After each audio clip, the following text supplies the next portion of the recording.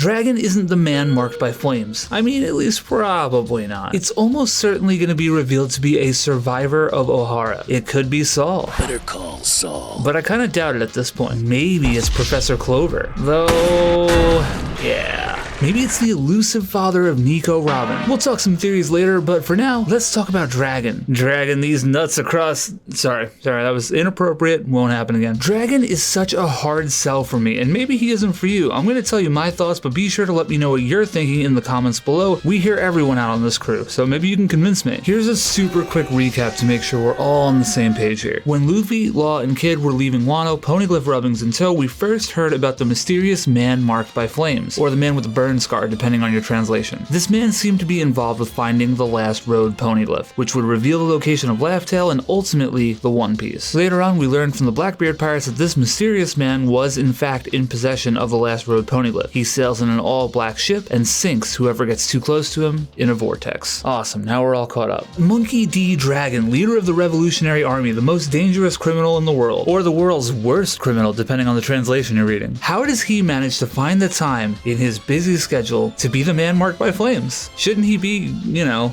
revolutionizing? That's how you say that. And speaking of the Revolutionary Army, here's a pretty important note. Their headquarters is currently located in the Kamabaka Kingdom after the destruction of Baltigo, and Kamabaka is located in the Paradise section of the Grand Line. So you mean to tell me that Dragon is passing under the red line every time he feels the need to gatekeep the Last Road Poneglyph? Or over it? I guess? We don't really know. But you know what's not nearly as arduous though is hitting that subscribe button below.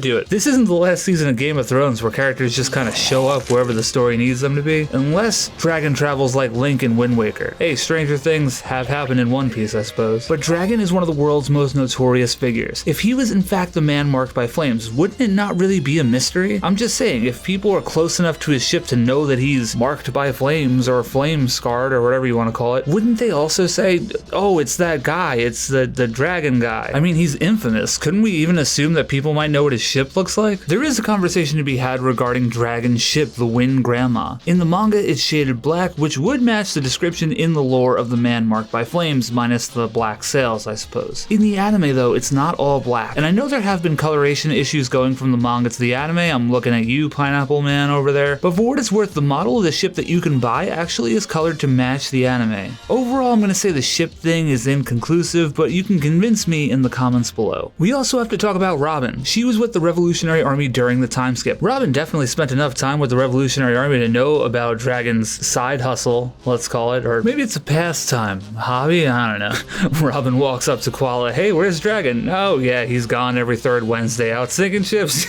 You know that Dragon, he's always sinking ships out there. Back in chapter 1060, Robin says something about the Last Road Poneglyph. No one's been able to find it for a very long time. There are absolutely no clues to its whereabouts. If Dragon had that poneglyph and Robin was there with him, don't you think that would have been the time to say, oh yeah, you know, your dad has it. We just go see your dad and it's all good. I know the whole whirlpool and weather phenomena things seem like a pretty solid case for the man marked by flames being Dragon. But let's also remember that it's never really been confirmed that Dragon has a devil fruit. It is heavily implied, of course, but we don't necessarily know what fruit it is and how exactly it works. And as early as Arlong Park, we saw that fishmen can create whirlpools.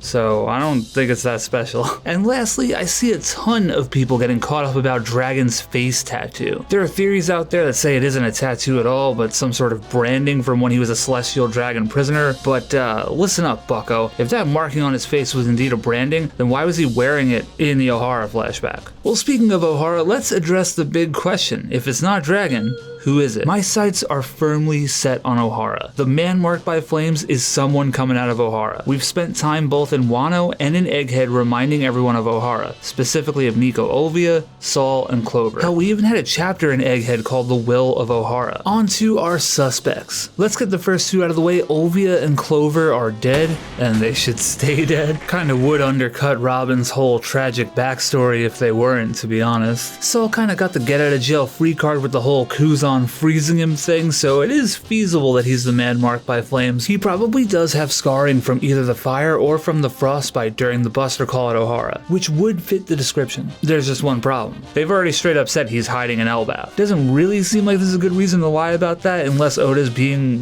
purposely deceptive for the sake of the story, which I don't really think that sounds right. Usually things have a lot more intentionality here. We're definitely going to see him on Elbaf. He's going to play some sort of role in the story, but I don't think this is it. Here's another thing that kind of goes against Saul being the man marked by flames, and this might be borderline One Piece racism, but, we'll go with it for a second. There's all these rumors circulating about the man marked by flames. Don't you think him being a giant would have been something that they mentioned? Like, being a giant seems like a pretty obvious characteristic for a person. What does the man marked by flames look like? Oh, well, he's pretty tall. He's kind of big. Is he a giant? Whoa! Don't say that. I didn't use the G word. All right, we're moving on from this before I get canceled. The possibility of Nico Robin's father coming into the picture is a really interesting idea too, because we have no clue who he is. I don't know why I'm being so formal here. I think I can just call her Robin. Plus it comes with the added bonus of making the man marked by flames have some sort of a connection to the past, the Void Century, and the Straw Hats, the present, the future even. And it gives Oda an opportunity to draw a new silhouette. We all know how much he loves drawing silhouettes for a whole new character. And with this whole mystique behind the man marked by flames, he kinda already has created a silhouette without actually drawing one. Hey, but what if it's this guy? Come on, you don't know my boy Roche?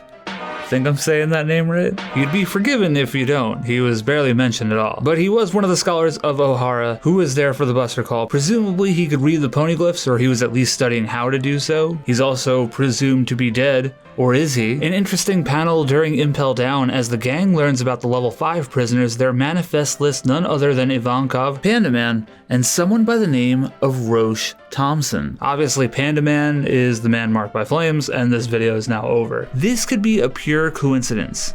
It could absolutely be another Roche. But hey, I doubt it. Narratively speaking, there's a reason Oda keeps bringing up Ohara. It's because those characters are going to play an important role in the future of the story. Whether it's a Buster Call on Egghead, or the man marked by flames having ties to Ohara, we definitely need to keep it in mind. And what better way to celebrate that than having someone from Ohara help our favorite pirate crew find the One Piece. Till the next video, ahoy!